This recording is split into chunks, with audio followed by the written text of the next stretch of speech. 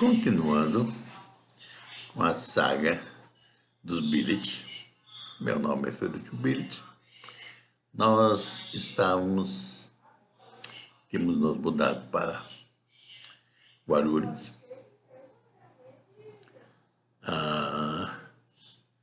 e meu pai já tinha saído da empresa transformadora Triângulo, tinha aberto uma oficina mecânica na rodovia Presidente Dutra, perto de onde ele morava,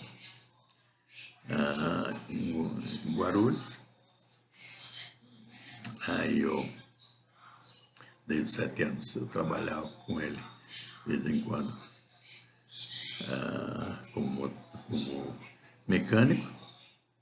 Então, desde 7 anos eu sei mexer com mecânica de automóveis e caminhões. Melhor ainda, sou mais treinado em caminhões a diesel. E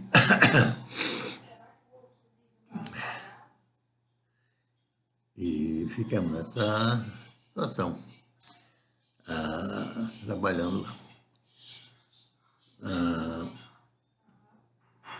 nessa rua, que de fato se chamava Avenida Leonor, onde a gente morava, no bairro de Vila Augusta, na cidade, no município de Guarulhos. Tinha uma série de vizinhos interessantes. Do meu lado, nosso lado direito, tinha a casa da dona Clélia, que também morava lá, o Joffre, Bibi, filho dela, uma mulher e a filha, que era contador. A dona Clélia tinha uma fabriqueta de folhas e flores artificiais, né? Era feita com pano pintado, né? Mas uma casa mais acima da dona Clélia tinha o nono, né? Que era um velho, um senhor, a gente chamava de nono, que tinha uma filha, e a filha tinha outra filha, né? A Vicentina, que era, no final, é a neta. E ele tinha uma fábrica de produtos de conserva. Ainda fabricava linguiça, salsicha, salames, embutidos em geral. E conservas. Picles, tipo pepino, couve-flor, nabo, cenoura, né? E ele produziu o ácido acético, que era usado nessas conservas, justamente com o vinho que ele comprava barricas enormes de quantidade de vinho, né? A gente até comprava, todo dia comprava uma garrafa de vinho lá com o dono, porque a gente bebia todo dia, a gente bebia vinho, né? Como diz a minha mãe, a gente tinha mais medo da água do que dos líquidos, né? Então a gente vivia tomando leite fervido, vinho. As crianças botavam um pouquinho de água e açúcar no vinho, mas era vinho. Todos tinham álcool para matar os bichos, né? E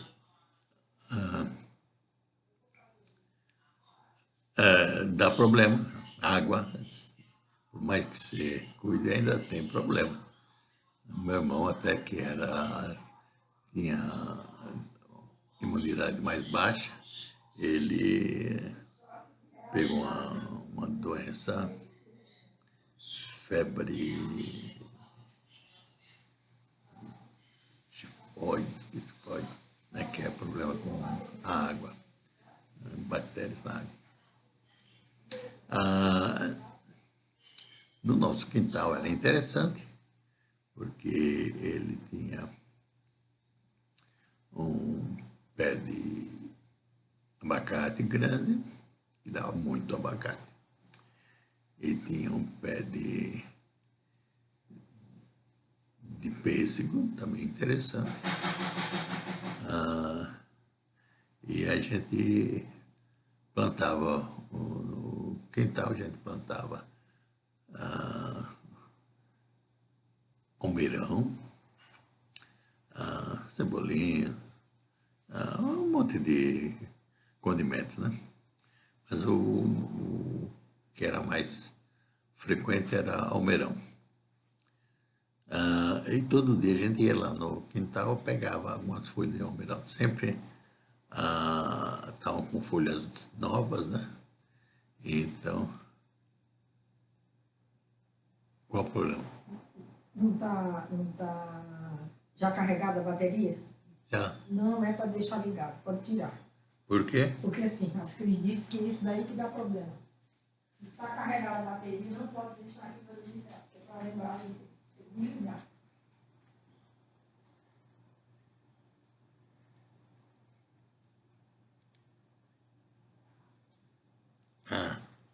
Não, está carregando ainda. E então, Então desliga lá em cima. não está carregado ainda. E então, a gente tinha muitas verduras em casa. De vez em quando a gente também fazia chucrute, ou seja, quando já estava barato o repolho na feira, a gente comprava bastante repolho, picava ele, cortava ele em tirinhas, né? Aí botava em uma barrica com sal e depois botava um peso em cima, deixava lá 15 dias, ele fermentava e virava chucrute, né? Então era chucrute, e a gente fazia assim, desse jeito. Muitas vezes também a gente, toda quarta-feira a gente ia na feira, na Penha, comprar as coisas da feira, né? E muitas vezes a gente achava os japoneses lá que vendiam peixe, né? Então, de vez em quando tinha atum, né, grande. A gente comprava um atum, um peixe grande. Aí depois botava tudo em conserva, esse atum. Dava uma fervidinha nele, de leve, e botava nos jarrões grandes. Aí tinha atum para o ano todo.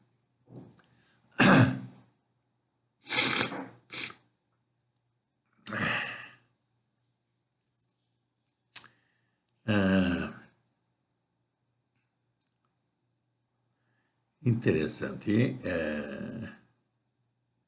nessa época a gente tinha ainda que era colega do meu pai na empresa Triângulo, era um Nino, também italiano, que morava na rua depois da nossa, e tinha duas filhas, uma era a Marielle e a outra era nome parecido com esse. Dessas bobagens, por que você está falando tanto? Até quantas vezes vocês vão ao banheiro, você vai falar, é? Sim. E vou falar o quê, então? Conta, acabou. Conta outra coisa. Conta dos Estados Unidos, como é que você foi, não sei o quê. Você acabou da família, você vai ficar entrando em detalhes. Bem, então vamos acelerar agora por sugestão da Dona Graça. E Conte qual foi a escola que você estudou, qual foi o primeiro grupo, como é que você aprendeu lá a falar com os padres. Tem que contar isso, não um detalhe da rua. Daqui a pouco até o que você comeu, comprou na feira, que é isso. Conta da sua história de escola, de educação escolar. bem, Concurso que fez, passou, foi, como é que foi pro INPE, essas coisas. então eu já estava no Instituto de Educação Nossa Senhora da Penha, que eu já expliquei isso, que foi o exame de admissão, o exame mais penoso que eu fiz na vida toda, com 9 anos. Como se fosse só você, todo mundo fez. Você não fez exame de admissão? É claro que fica, a minha escola tem exame de admissão. E tem que passar, se não passar, teve gente que repetiu de ano. Por quê? Como não? Todo mundo Era tinha só que fazer. pagar a anuidade e pronto. Se fosse assim, meus irmãos não tinham repetido, Isabel e Paulo, de ano, só porque pagou? Ah, até parece. No exame de admissão, eles repetiram? É? Eles fizeram o exame de admissão outra vez? Não, eles foram reprovados. Ela porque entregou a prova em branco. Não teve esse negócio porque entregou a prova em branco, não. Sim, mas foi no exame de admissão? Sei lá qual foi. Bem. Então, Vai sempre aparecer. Instituto de Educação Nossa Senhora da Penha, sim, uma das melhores escolas que eu estive na vida. Era uma escola grande, tinham vários blocos interligados por corredores, né?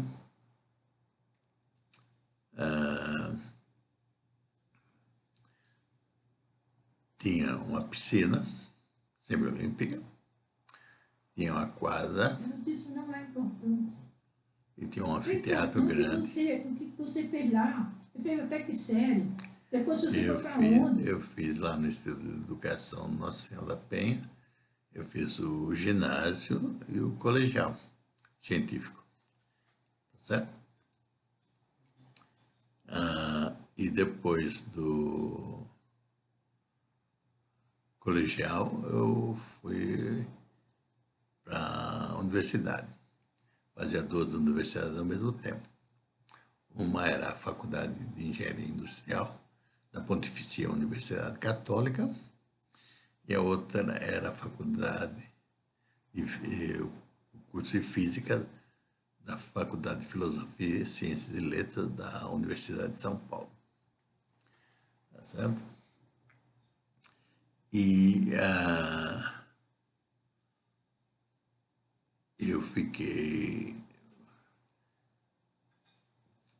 o curso de Física fiz de 65 até 68, licenciatura em Física, e o de Engenharia foi de 65 a 69, tá certo? Para que está certo? O que tem que estar falando com quem? Com o computador para dizer que está certo?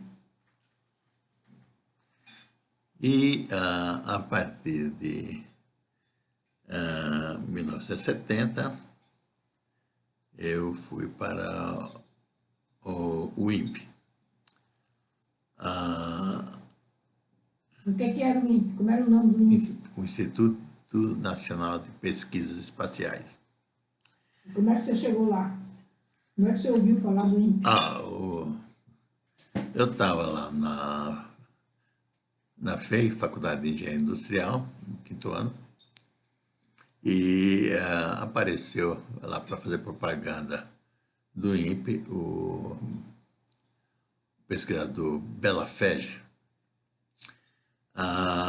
e explicou o que era o INPE, que era o Instituto de Pesquisa Espaciais, ficava em São José dos Campos, e que tinha também cursos de mestrado e que, alguns casos, também mandavam fazer doutorado no exterior, entendeu? E aí eu me inscrevi nesse Instituto. instituto, certo? Foi chamado, com que ano? Nessa época eu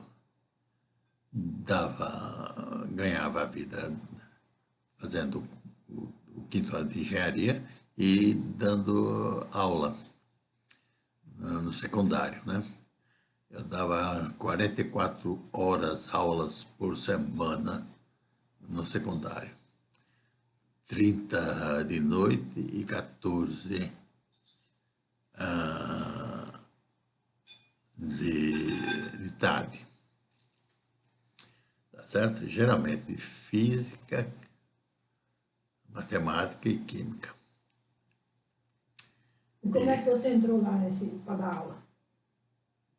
Fez algum concurso, contou? Concurso? Eu comecei a dar aula em 1966, no Instituto de Ensino Monteiro Lobato, E fica onde? que fica em Guarulhos. Esse Instituto de Ensino Monteiro Lobato é um curso de contabilidade secundário, né? E eu fui dar aula de matemática financeira nesse curso. Quem dava aula disso antes era um estudante de odontologia. Ele queria abrir mão dessas aulas, e aí eu fui dar aula de matemática financeira, que eu também não sabia o que era. se o dentista não sabia o que era dando aula disso, eu também não sabia o que era. Mas aprendi o suficiente para dar aula disso. E então, no segundo semestre de 1966, eu dava aula justamente nesse Instituto de Ensino Monteiro Lobato. Em 67 também dei aula nesse Instituto de Ensino Monteiro Lobato, o ano todo. E aí, no ano de 68, aí eu fui dar aula no colégio. Quando é que você entrou para fazer, quando você fez concurso para ser professor de ensino? Esses era escola particular, Não, você né? tem que dizer, uai. Era escola particular. Então, naquela época, você, para dar aula, não precisava nem ser formado, bastava estar cursando um curso de licenciatura. Então, a carência em algumas áreas era tão grande, principalmente física, né? Que basta você ter entrado na faculdade que já te contratavam para dar aula, mas como contratado, não concursado, certo? Então, eu primeiro comecei no Instituto de Ensino Monteiro Lobato, em Guarulhos. Depois eu fui para Leonor Mendes de Barro, que era um outro colégio em São Bernardo do Campo. E lá eu dava aula de matemática e física. Então, dei aula, né, durante o ano de 68 nessa escola. E depois, em 69, eu fui dar aula no Colégio Sérgio Millier, já era estadual, em Santo André, e também, no meio do ano, passei a dar aula também no Instituto de Educação João Ramalho, em São Bernardo do Campo, certo? Então, dava 30 horas aulas de noite no Sérgio Millier, em em Santo André, e 14 horas aula de tarde no João Ramalho. E isso aí você era concursado? Não, era contratado. Tá bom. E quando é que você fez concurso para ser professor? Eu fiz concurso para ser professor em 1970, tá certo? Eu já estava no INPE, e aí eu fiz concurso para professor. Por quê? Porque lá no INPE tinha lá umas pedagogas, sociólogas, outras coisas, e que no INPE a gente não pagava, não contribuía para a aposentadoria, né? Recebia como se fosse uma bolsa, descontava o imposto de renda, mas a gente não pagava INSS, essas coisas.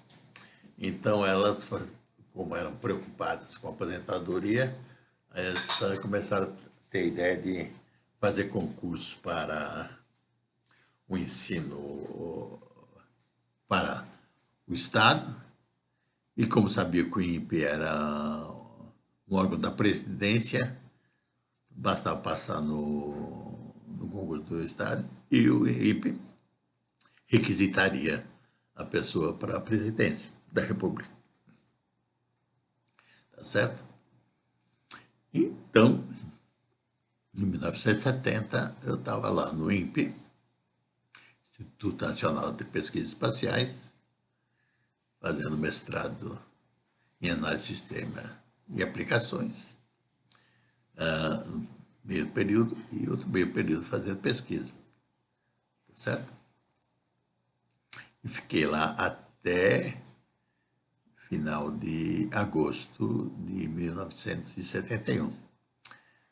Aí eu fui para a Universidade da Pensilvânia, Filadélfia, nos Estados Unidos, fazer doutorado em pesquisa operacional, Operational Research.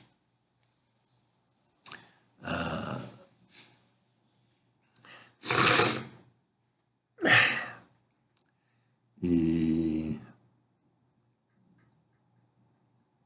tem um monte de historinhas para contar, né? Mas vamos resumir. Eu fiquei lá na Universidade da Pensilvânia até 78. Em 75, em 1971, eu terminei o mestrado em análise de sistema e aplicações do INPE. Aí, em 75, eu tive mais um título de mestre em pesquisa operacional na Universidade da Pensilvânia. E em 78 eu recebi o PhD em Business and Applied Economics da Universidade da Pensilvânia, pela Wharton School.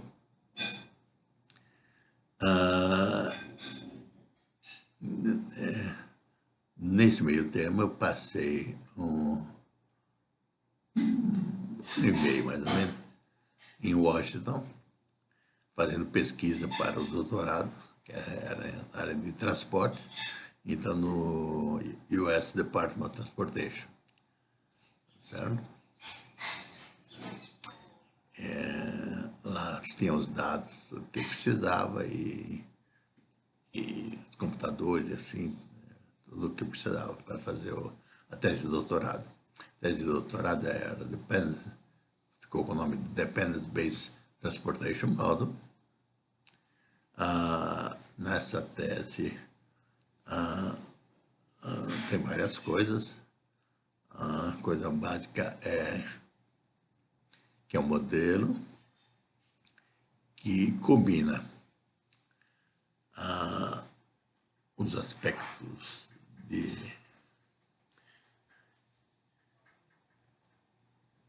descrição de um fenômeno com os de explicação do fenômeno.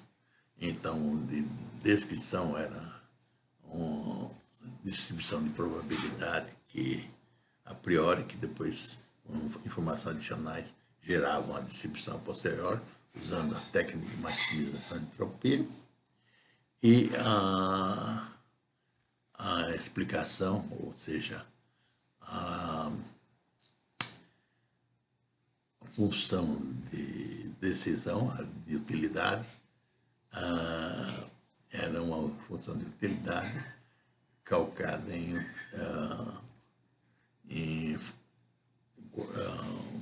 equação de demanda ou de utilidade para o usuário.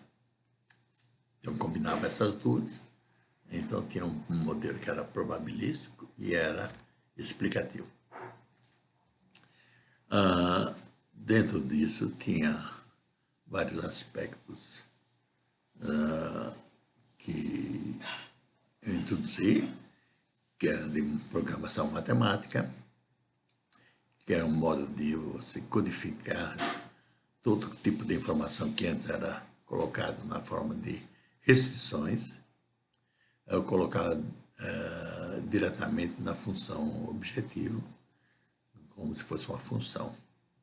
E essa informação era sempre usada. Ao passo que colocado como restrições, nem sempre essa informação é usada e nunca a restrição vai sem atuar e de repente atua 100%. Tá certo? Apliquei isso a transporte aéreo, basicamente. Analisei transporte aéreo supersônico também. E também transporte rodoviário. Mas a base era de dados de transporte aéreo.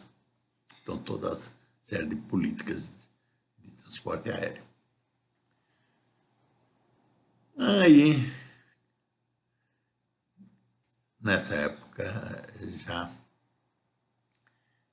em 78, eu estava trabalhando para a University of Southern California, um programa de mestrado em Systems Management, onde, em vez dos alunos ir para o campus em Los Angeles, a universidade mandava o professor para as instalações militares ministrar cursos.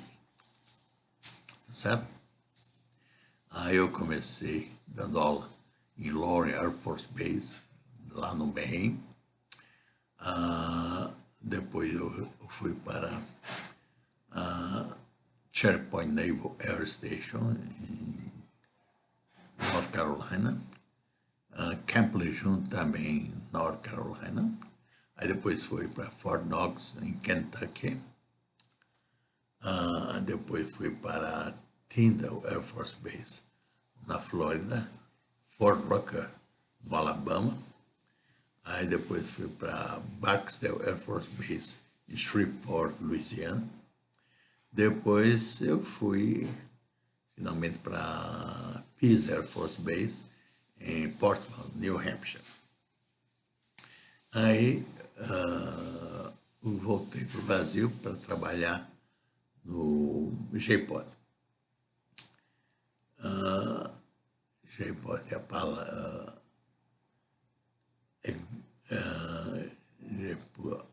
JPOD é Grupo Executivo de Planejamento de Transporte. Mas, de fato, era a Empresa Brasileira de Planejamento de Transporte. Né? Começou como grupo, aí depois virou uma empresa. E fiquei no JPOT de 79 até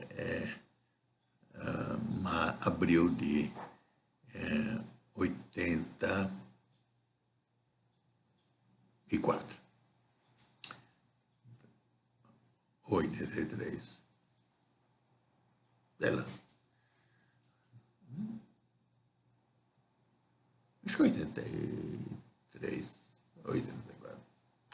Aí depois eu fui para a Universidade de Brasília. Tá certo? Bem, o resto fica para uma próxima